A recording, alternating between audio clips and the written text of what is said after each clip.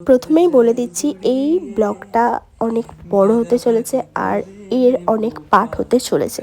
তার কারণ আমরা 1 বছর পরে প্রায় ঘুরতে যাচ্ছি।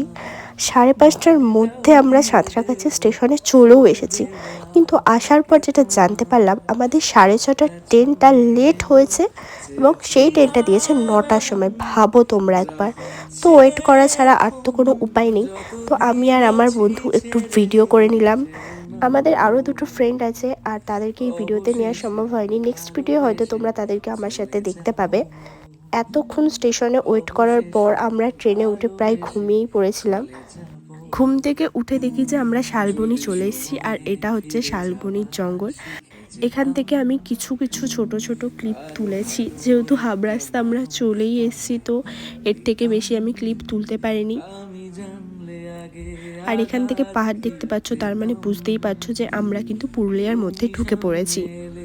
স্টেশন থেকে আমাদের গাড়ি করাই ছিল, কারণ প্রথম দিনে আমাদের দুটো স্পট কভার করার কথা ছিল তাই।